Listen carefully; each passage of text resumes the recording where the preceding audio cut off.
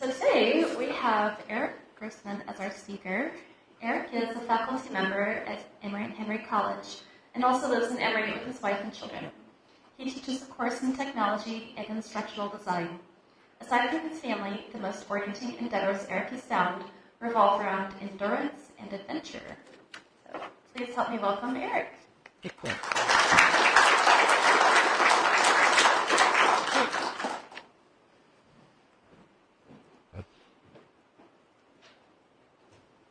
Good morning. Very nice to be among you. I kind of forget how at home I feel here. My folks go to the Unitarian Church in Louisville. I actually spoke here about the same time of last February. So I'm thinking about renaming my talk Eric's Annual Bleak Midwinter Talk. I think the weather was like today as well, last year. Of course, that is a joke. I'm not going for bleak. That's a promise. It sometimes ends up a little bit that way. But here's a little more my process. Somebody reaches out. It's been Wava this year or Harry last year, and asked me to talk. So I just think to myself, well, what's something worth thinking about and pursuing? Something important. And also, of course, I want it to be something you would listen to, something universalizable. So if it sort of passes that threshold test, then I'm like, what's the most meaningful, important thing for me to pursue, thinking about? So that's what I'm going for. So that's the compelling part for me, is I get to think about something that at least I have deemed worthy to pursue and share. Now, should you listen? I can't guarantee that part. All I can say is I've done my diligence in thinking through something. I haven't really thought about should you listen. So sort of listen at your own risk, I guess, is the message there. I have endeavored to, in my intellectual life, be as independent as possible, so I can offer that as well. I think that it's probably cost me more than it has gained me, and that's why I gave you a bit of warning at the outset. So the rough outline of that thinking that I've deemed worthy, that sort of problem in maybe intellectual life today, is summed up by, I think the thing that is becoming self-evident, that machines are doing a lot of the things that people used to do. I think that's evident. I'm not really going to pursue trying to make that case. I'm just provide three examples that I think will sort of resonate with you guys. So example one, truck drivers, driving trucks. Pretty human enterprise, has been. Of course, you hear various projections, and it's surprisingly hard to find something that seems unbiased if you just go try to research that, I found out. But it seems self-evident to me that already a lot of that has been taken over by machine. Last year, part of my talk was about using your GPS. I'm quite sure that the activities truckers used to do as part of their enterprise is already farmed out to machines. I don't think they're pulling out the maps or figuring out their routes anymore. I bet that's all automated. I don't know what all is automated. But it seems like only a matter of time until most of what truckers do today is automated. And of course, that's a lot of people. Right now, there are 2 million big trucks on the roads in the United States. About 70% of the nation's wares travel on truck. We all know this. We live off 81. $700 billion annually in freight revenues. That's the U.S. About 3.5 million truck drivers. That's just the big trucks. It's not counting all the other smaller vehicles that people drive. Now, why am I so confident it's probably going to keep going the way it's going now with more and more automation? Well, it's about 500,000 accidents each year involving trucks. I'm on the roads a lot as a runner, as an engine, and as a bike rider. Believe me, I am looking forward to the day when more of that is automated. About 5,000 truck-related deaths So those accidents that I talked about 5,000 deaths result from that, and about 130,000 result in injuries. Okay, so that's one human enterprise we could think about. And you hear that in the news a fair amount about the impact economically on automation of driving. Another one that you hear a lot about is manufacturing. The loss of manufacturing jobs to robots and other automated processes. Again, it's a little hard because it has become politicized, to find objective data, but we know there's been sort of an efficiency gain, right? Fewer people can do the same work that used to be done by more people. So one estimate is that it takes about 177 workers today to do what it used to take 1,000 people to do. Plant employees generally, manufacturing employees. It seems pretty agreeable out in the media that since 2000, about 5 million manufacturing jobs have gone away. So big numbers, not something sort of easily retrained into something else, whatever, higher tech jobs valued by the market. This is going to be a big deal. Maybe it is a big deal right now. Maybe it's an explanation for how we ended up with our current administration. Because those jobs, of course, were primarily lost from areas that went in favor, let's say, of our current administration in the last election.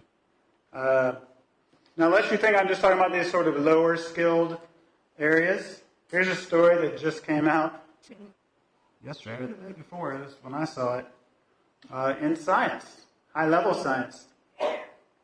There's apparently a biochemical problem in sort of predicting how proteins will fold. It sounds pretty esoteric, doesn't it? But it turns out to be really important if you're trying to manufacture pharmaceuticals. So there's a big sort of biennial competition for the big labs and researchers to come up with sort of their predictions. They have various categories, but one of them is predicting how these proteins will behave and look in 3 dimensions. So I just happened to catch this in my news feed, like I said, just in the last couple of days, and it was a headline in a blog kept by a Harvard lab researcher named Mohammed Al-Quraishi, and he posed in his blog, what just happened? What just happened? He had entered into this competition that I was talking about to predict protein shapes, and here's what he wrote. Well, I should tell you the punchline, what had happened. Maybe I should. So a group that was using an artificial intelligence called DeepMind won the competition. So this is, again, a competition that all the big academic institutions with their labs entered as teams, and then one team entered with an artificial intelligence from DeepMind, and they won, not just like by a little, they won by a huge margin. So this Harvard lab worker said, what just happened? And here's how he described it. He said, there was, in many ways, a broad sense of existential angst felt by most academic researchers, including myself. In a delicious twist of irony, we the people who have bet their careers on trying to obsolete crystallographers, maybe that takes a side note, I think that's probably older technology for figuring out these protein structures. So he's talking about his work, in his experimental lab sort of displaced them. So he says, ironically now, we're worried about getting obsoleted ourselves. For academic scientists, especially the more junior among us, we will have to contend with whether it's strategically sound for our careers to continue working on structure prediction. So there's a range, right? So something you would have thought of as a pretty high-level human enterprise of sort of, figuring out pharmaceuticals using the most recent scientific methods could perhaps be obsoleted, has he made up that word, by artificial intelligence. Pretty interesting. So, the question I'm asking, and it's not really just a technical one. I don't know about you guys, but I have a pretty profound sense of disorientation right now. I feel like there's sort of two choices. You can either kind of, claim your side and retreat into dogma, or you can feel disoriented. And I'm kind of feeling disoriented. So this has a real, like I said, I tried to pick the most germane, important thing I could think of to talk about. So, the question, are we just going to adapt, maybe? Find other sort of enterprises that the machines don't do? But I think there's some more potentially disturbing, again, bleak midwinter talk, effects of the sort of revolution that we're in the midst of. I could call it another industrial revolution, maybe, or an information revolution, communication revolution. I don't know. I think it's kind of combined. It's a little bit of a Gutenberg combined with an industrial revolution, all packed into a sort of steroid, amped up mess. But here's one, just for the kind of creepiness factor. This came from Vladislav Surkov, close advisor to Putin, in the Nevesimaya Gazeta, which means independent newspaper, apparently. And he wrote last week, and I really wish I could do a Russian accent. I think it would come across a lot better, but I'm not even going to try. He said, "The illusion of choice is the most important illusion." Just do a little bit. The main trick of Western democracy especially, the rejection of this illusion in favor of the reality that everything is predestined will allow society to reflect first on our vision of democratic development. Foreign politicians talk about Russia's interference in elections and referendums around the world. In fact, the matter is even more serious. Russia interferes in your brains. We change your conscience. There's nothing you can do about it. That was in Newsweek, by the way. Newsweek quoted, so this is not like, I didn't pick this out like from the ether to scare you. This was printed in Newsweek at the beginning of last week. Now, I don't know about you, but this reminded me of a story that is very familiar. In fact, it's almost baked in, I think, to the Christian tradition, Judeo-Christian tradition. Feast of Belshazzar. So it kind of reminded me of that, the writing on the wall story. Was the writing on the wall? Well, the basic story, if you don't recall it, the Babylonians are all like celebrating their conquest. They're drinking from the plundered artifacts, right, of their enemies that they have defeated, and they're just probably half drunk and all bloated on the food they've been eating, and a disembodied hand appears and casts their fortune, by writing inscrutable words on the wall. That's the story. So they don't know what it means, but they're pretty scared, I think, as you would be, if that happened. And so they call in somebody who can handle it, who's Daniel, and he spells it out. And of course, this is what he says is their fortune. The writing is on the wall. Your days are numbered.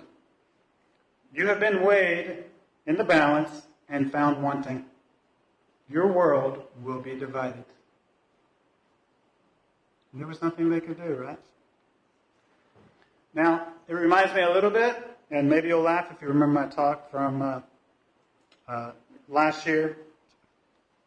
If you go into a cave, you will notice, rocks on the floor. You'll notice rocks, some of them kind of perched on the ceiling, water leaking out. And I remember the first time, or I don't know, I was guided into a cave as a kid, probably at summer camp. And I was like, that looks like it could fall. Like, should we be worried? And, the response, which was quite a good response, and one that I've used since then, is, well, that's occurring on a geological time scale, It's very unlikely to happen, while you're in there. You're on a human time scale. Like, we have no idea, but it's very rare. It's very unlikely to happen. So, okay, well, fine. I'll just plod through this cave. No worries. Knowing, I don't know, somehow able to take some comfort in that you just don't know. You don't know. your fortune hasn't been cast, so it's okay. So you can proceed into the gate. So there is this looming existential catastrophe, but you just don't know when it's going to happen. So then you can not worry about it. But, I mean, what if somebody gets access to that information? What if there is some way to know? And I kind of relate that to, well, obviously the Russian advisor a little bit, but also artificial intelligence could begin to have that power. You know, it could find out things and know things that are sort of beyond your scale of figuring out. Now, I don't worry about like killer robots coming and using that information to do me in. But I do worry about people who use information in particular ways, maybe like the Russians, or maybe like Americans who want to use the story of the Russians. It's hard to disentangle yourself. You tend to pick sides when you even weigh into that. But it does worry me what people do with sort of high-powered access to information. So if that doesn't resonate, I mean, well, you've been living under a rock. But, last week, Virginia politicians, I mean, surely, the story about Ralph Northam has reached your consciousness, not by accident. Of course, the thing that has come to our consciousness is something that was captured in 1984. I think that's quite ironic that it was captured in 1984. This image, of course, that was shared. Who got the image? Well, it was a website called Big League Politics. Again, you can't make that up. That's good stuff. Big League Politics. It's a conservative website that found that information. Not really accidental that we started finding out about it. Of course, what's good for the goose is good for the gander. So Attorney General Mark Herring had something similar come out, where the a yearbook that he edited also had pictures of people that obviously, given the context now, are sort of shameful or shameable. That's a better word. Let me make that word up. Shameable, photos that have been released, and then of course.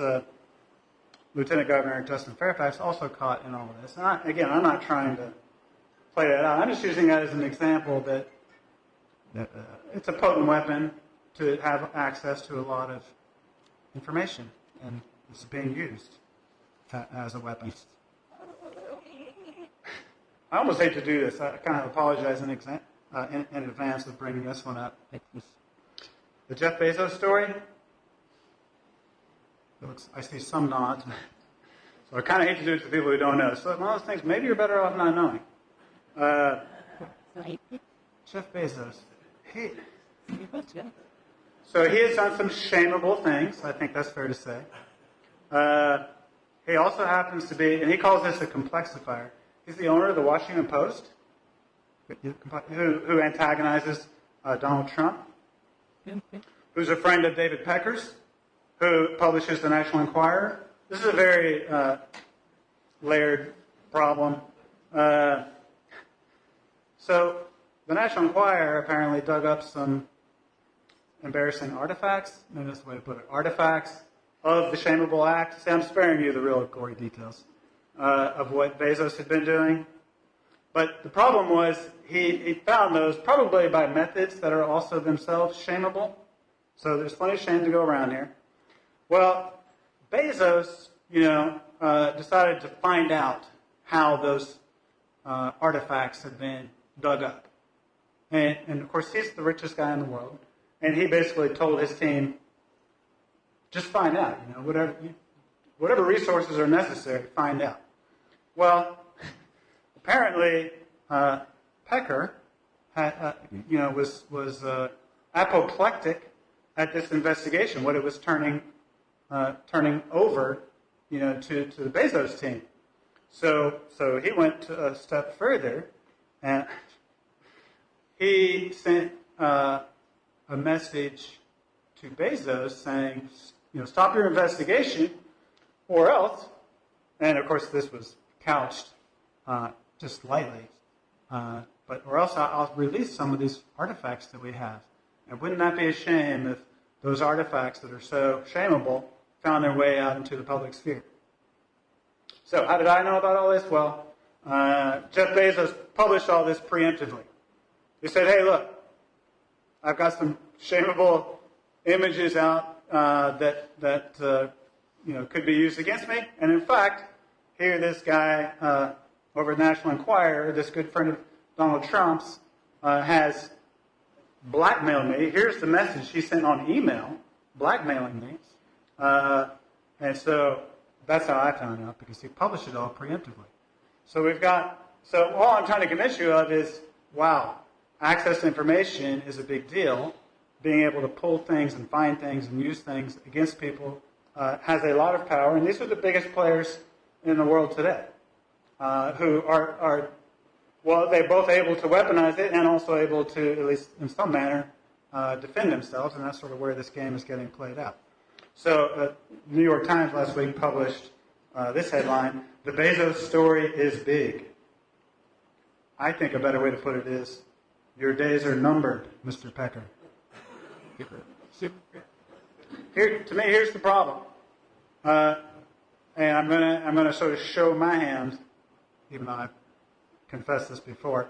I come from an evolutionary biology background, so in fact, Harry Bay and I last week went to week before last went to hear Daniel Dennett, one of my main influences as I was developing, my thinking about all this, and heard him talk about how minds have evolved.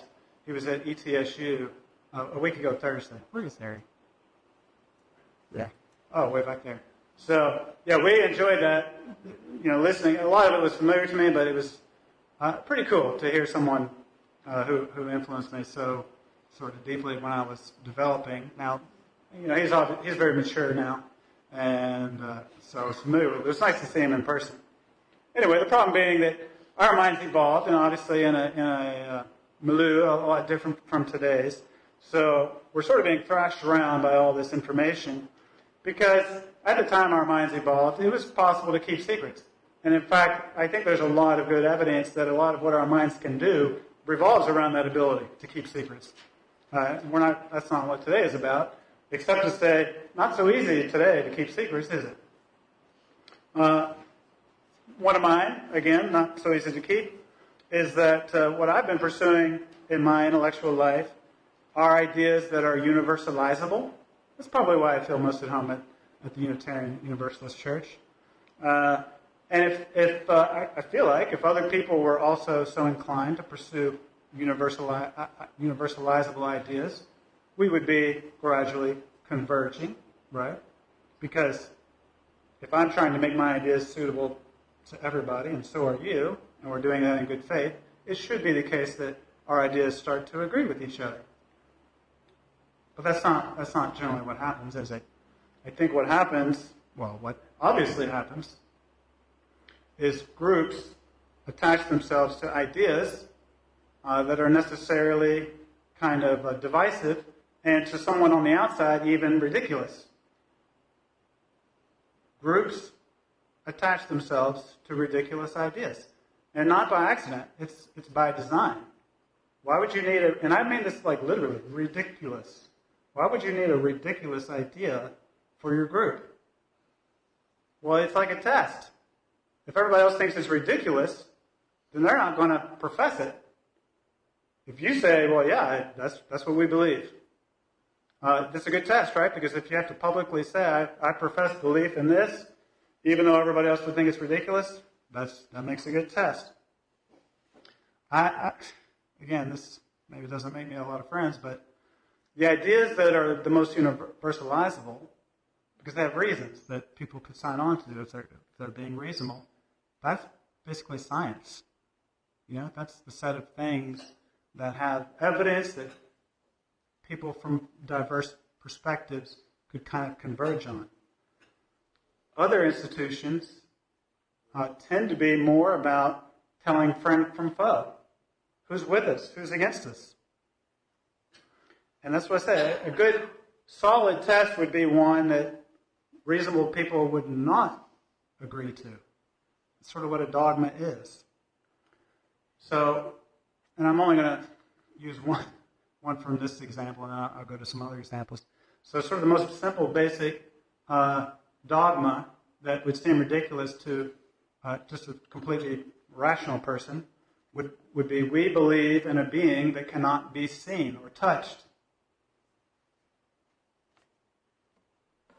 I'm not at all here to pick on religion. In fact, I think that for whatever reason, in today's world, a much more pernicious dogma or ideology has sprung up around political, affiliation.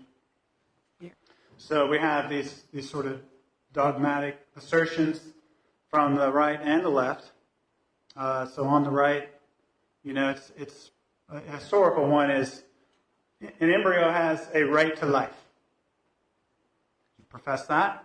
That would show you're on the right, I think. It's a good test. Right now, it'd be something more like, let's make America great again. Do you sign on to that? I mean, probably, I'm guessing, because I feel so down there, that there's no way I could sign on to that. No reasonable person could sign on to that. Are you kidding me? But that's the point, isn't it? It's a show of loyalty if you say that. So you'd have to be on the right to say that. Now, unless you think the left is going to get off here, historically it would be something like this. All women are oppressed. Blacks and whites should all be integrated. Gays can get married. All things that in their time would have been divisive, would not have been objectively things everybody would have agreed to or converged on. Now, those really aren't the current tests on the left, because most reasonable people do sign off on those now. So now you need something a little more tough.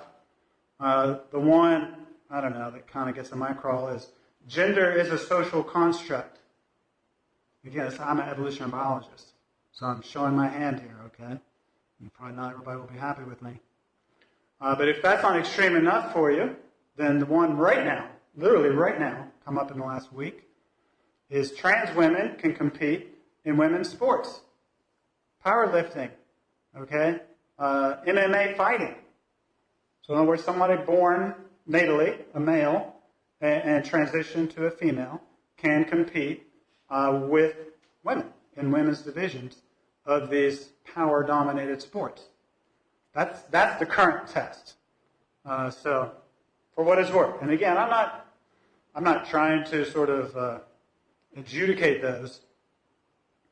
And it could even be the case that sort of as these tribes, for lack of a better word, these identity groups sort of win or lose or battle it out, they can kind of even set what becomes reasonable over time. Kind of just claim being on the side of history. I kind of take the Philip Dick approach, which is reality is that which, when you stop believing in it, doesn't go away.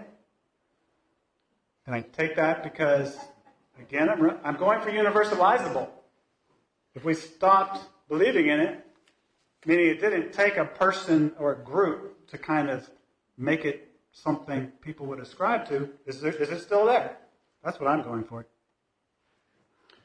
The pointed problem that I've been getting at here is that it's sort of this riptide of information flow. Like maybe you're not aware of it just standing at the edge of the ocean, but you start getting in there and you will be pulled, right? It's like Surkov said, there's nothing you can do about it. You'll be pulled by this riptide of information. And it really, I say it with the young people I have in classes, it's a lot of pressure to say which side you're with and therefore which side you're against. And the secrets and the weaponization of things, and social media and all that, man, it's powerful, it's hard. And they can't keep those secrets like our minds sort of evolved to think you could. So tough time. And I got to think this is just the beginning, right? That artificial intelligence is it's just barely gotten going. And already we can see so much of what it has done. Maybe to the point of affecting, the fate of Western democracy And again, we're just at the start of that. So I don't know. In my thought process, I'm thinking what we need is like a moor, a place to set anchor. Like this is the thing which is human, let's say. What would be the the thing that we would not? I was thinking of it first as a little proactive thing. Here's what we do that makes us what we are, and we would not give that up, right? We wouldn't turn that over to the machines.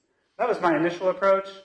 I sat around, breakfast table with my dad when I was visiting, and sort of had this argument. And he was like, "Oh yeah, well, people are, we're the social creatures. We wouldn't let go of sort of our affiliations, with others that we care about."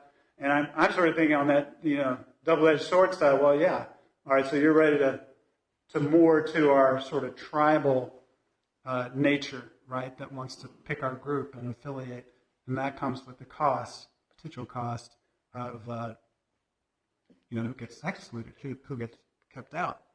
So not sure about that, but I'm going to debate several things here. There is sort of a problem with proceeding with a progressive audience on this, because I'm sort of assuming that mooring comes from something stable, like a trait of human beings in general. And there's this test that has been used by the left for years, which is that people are very adaptable. They're almost blank slates, if not true blank slates, right? You can sort of become whatever you want to be, given sufficient kind of resources and desire. You can become whatever you want to be. That's sort of been a test on the left. Versus kind of on the right, I don't really think of it as a test, but sort of the opposite version is that there are things which are essentially human, and there are individuals who have stable traits. And so those are a little bit pitted against each other, but I think in this sort of like problem-solving thought process I've been going through, I sort of need to think about what are the traits, what are the things that are stable that we care about, that have characterized human beings or individuals that are worth anchoring ourselves to as a ballast against the pulls, of the changing tide and sands below us. Like, what is that? That's hard. Now, people have been around a couple 100,000 years, and they have evolved some things in common. And this has been a project, not of mine, but of other people to sort of figure out, if you look across the whole span of humanity, what is humanity? What makes human beings? It's distinct from other things, but in common with each other. Not the special things that make individuals different or cultures special, but what makes humanity humanity. That's an interesting project. Like I said, it can push some of the buttons on the left, but very, high-power intellects who are also progressives have made this case. I'm thinking particularly of Steven Pinker, at Harvard now. He used to be at MIT when I was young. Has done a great job of making this case. He wrote a book called The Blank Slate back when I was in grad school. Does this ring a bell? The Blank Slate? So it makes the opposite case, of course. He says, well, if you say people are a blank slate, you've got it wrong. People are anything but a blank slate. So he kind of launches from there. In that book, he references a list of human universals that was created by Donald Brown at University of California, Santa Barbara, back a few years. But hey, this was all based on anthropological work, cross-cultural work. So I don't think there's any reason to think it would change. Again, based on generalizing from the long history of human culture. So I'm going to take a little liberty with that list, and with Pinker's general description, I'm just going to lay out kind of the most generic possible version of what humanity has been, let's say, So brace yourself. Okay, so we're tribal peoples living outside, communicating orally and face-to-face. We're hunting and gathering, moving as necessary. The children play amongst themselves in mixed age groups, like back then. The boys roam, emulating grown male hunters and fighters. The girls stay closer to home, watching over younger siblings, while their mothers tend to camp and gather nearby. Many of those nearby are relatives Our productive time together is tied to finding and processing food, making and maintaining shelter, protecting ourselves from predators as well as those outside of our group. We maintain a dominance hierarchy and generally submit to those above us, but not always. We resist those who abuse their position above us, especially when we can find others who will support us. Some people do better than others, and there are a small number of powerful males to whom we generally defer. We get married so that we know which females we can have sex with. Occasionally, a male will force himself on a female, but there are prohibitions against this. We know who we are and who our relatives are. We know who's in and who's not in of our group. We favor our group, and the closer they are to us, the more we favor them. Boys are attracted to girls, and girls like to make themselves attractive. We get jealous. We have sex in private. We keep other things private too, including our inner lives. We can think and speak abstractly. We distinguish between the things we do that are in our control versus the things we do that are beyond our control. We are ambivalent and we make choices. We have intentions. We assign responsibility to selves. We judge others. We attempt to predict the future. We play, we take risks, we make mental maps. We attempt to mislead and to manipulate others with language. We attempt to distinguish true from false.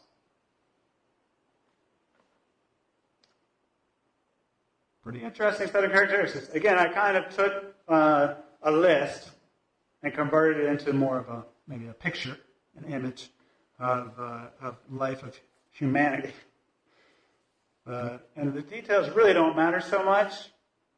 Perhaps is the the image, and it doesn't. I'm not even saying like there's some value in maintaining that. I'm posing the query: what would people stake themselves to? And again, I mentioned that at first when I was thinking about this, I was thinking it would be a proactive sort of: here's what we care about. We won't give this up.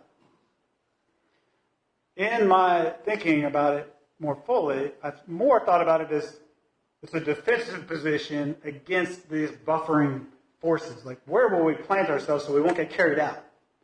That's sort of how I'm thinking about it now. And so one last story of machines doing something humans used to do. I think this will be fascinating to you guys. So this OpenAI application, OpenAI, have you heard of that? OpenAI is in the news again. It's an Elon Musk-backed venture to develop text, like for the artificial intelligence to generate text, believable text. So they feed it lots of examples, then they feed it the start of the story, and then it let it run. And it just creates text that you would think came from the same person who started it. So here's something you could feed the OpenAI. And the interesting part of this story is just last week, the group decided against publishing the updates to the program. It's called OpenAI because they were going to make it open, like you could see how they were doing it. They have closed OpenAI. They said it's too dangerous. It could get in the wrong hands. That one. Because they feed it something like, in a shocking finding, scientists discovered a herd of unicorns living in a remote, previously unexplored valley in the Andes Mountains. See, my daughter would be on board with this already. Even more surprising to the researchers was the fact that the unicorn spoke perfect English. And then, so you give it to the machine. Then it continues. The scientists named the population after their distinctive horn, Ovid's unicorn. These four-horned, silver-white unicorns were previously unknown to scientists. Now, after almost 2 centuries, and this is verbatim what the computer made up, right? The mystery of what sparked this odd phenomenon is finally solved. Dr. Jorge Perez, an evolutionary biologist from the University of La Paz, and several companions were exploring the Andes Mountains when they found a small valley with no other humans or animals. Perez noticed that the valley had what appeared to be a natural fountain surrounded by 2 peaks of rock and silver snow. Now, you could just go right on with that story, and my daughter surely would. So OpenAI, formerly OpenAI, said, you know what? This is going to take fake news to a whole new level. We can't do this. Phishing messages could, you can easily identify a phishing message, right? Because the English is terrible and it talks about your $4 million if you just give them your bank account and all that. Pretty darn easy. Well, they're like, wait a second, if this got in the wrong hands, the phishing messages will be unbelievable. It'll be like that Google autocomplete that maybe is already starting to finish your email messages. Only a lot better. Like, it'll just write the whole thing for you. Impersonating others online and self-generating harassment, which reminds me of another robot. I can't remember this one. I think Microsoft had a bot that was just out on social media, and they had to shut it down because it got so, I don't know, rancid in its interactions with others. It was horrible. But it was learning, from other social media users, and it was too convincing, so they had to take it off. So it kind of reminds me of that.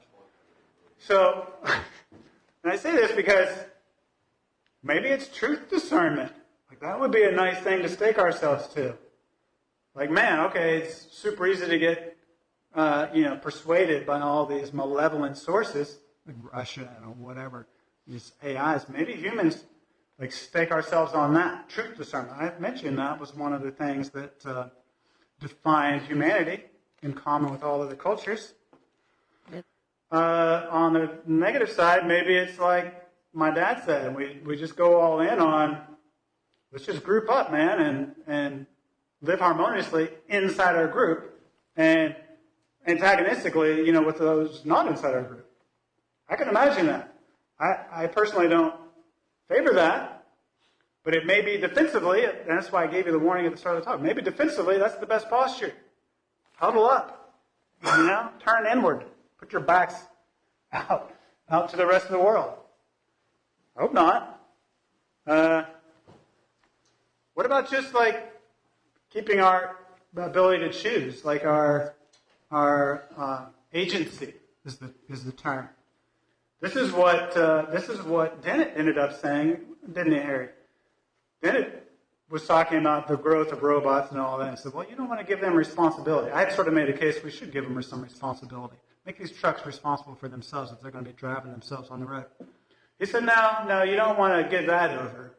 That's what makes people people. They take responsibility. We hold them accountable, right? That's sort of what I talked about last time. Maybe that's what we stake ourselves to. Humans are the ones responsible, period. The artificial intelligences serve us. We have to be held to account. Now, I could kind of go along with that. I think that's strong. That's a strong case.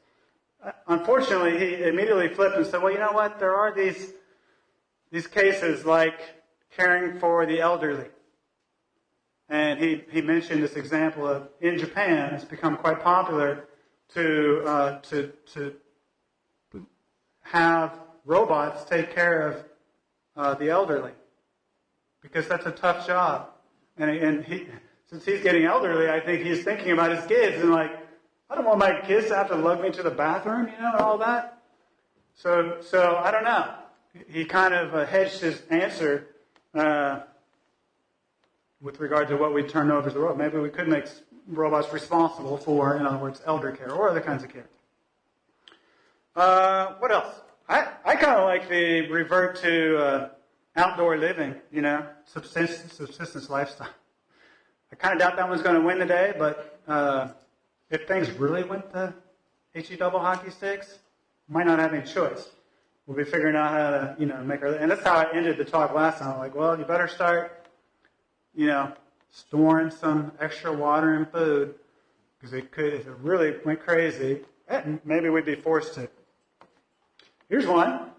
What if the AI made it so efficient that we could actually go back to raising our own children? You don't have to leave. Both parents don't have to leave anymore. They can hang around with the kids and let the robots do the work. I don't know why we'd write that off. I mean, there's sort of legitimate talk about what do they call that? There's a guy, Andrew Yang, is running for president on the Democratic side, and he's running on a platform of something called a freedom dividend. Does this sound familiar to anybody? So basically, a universal basic income idea. Right. Maybe that's the start of some kind of new order where we can do our family business and not be burdened with work. I doubt that would happen, but it doesn't sound unattractive to me. Here's my overall fear, and maybe I'm talking too long, but I fear that if we go into it blindly, that like with Russia, what will happen is we won't even know when we're getting suckered. Like, we'll get played by, like Amazon is doing now, convincing you to buy stuff you probably, haven't quite started thinking about, but it knows that you might be thinking about it, so it, like, sets you up to buy it. And maybe, that's a pretty easy step from there to getting you to, just manipulating you, basically, right? So you're not really making decisions. That seems really likely to me. Like, when the AI is smart, like I said, this is just the dawn. What happens when it gets really smart?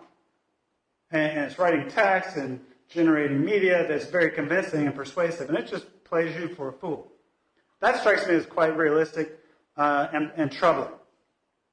So how do we avoid being played by AI or by someone with AI?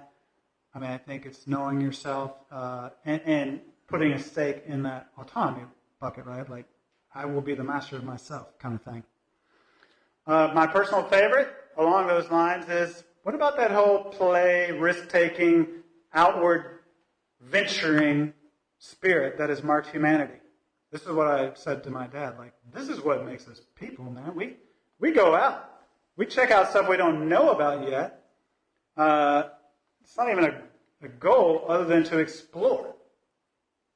That strikes me as a powerful buffer against being manipulated. We don't even know what our goal is. How are we going to be manipulated? We're trying something new and different. It's sort of Elon Musk style. He's going to Mars. Maybe he doesn't even know why he's going to Mars. But he's going to, other people who want to go, I mean, they can pay and go. But it's just for the adventure of it. Where's the new frontier? That's what humans go for. The new frontier.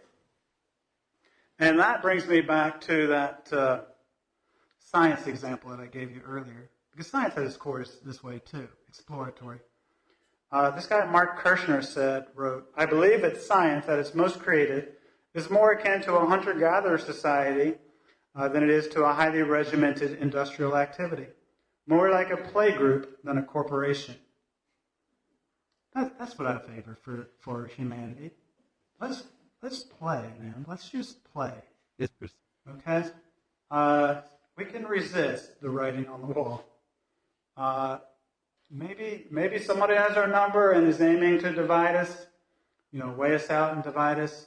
But if we have the spirit of, we're not all goal oriented. We're outward oriented. We're adventure oriented. Maybe we can resist. That's the one I'm banking on. But I'll entertain other thoughts as well. So that'll conclude my remarks.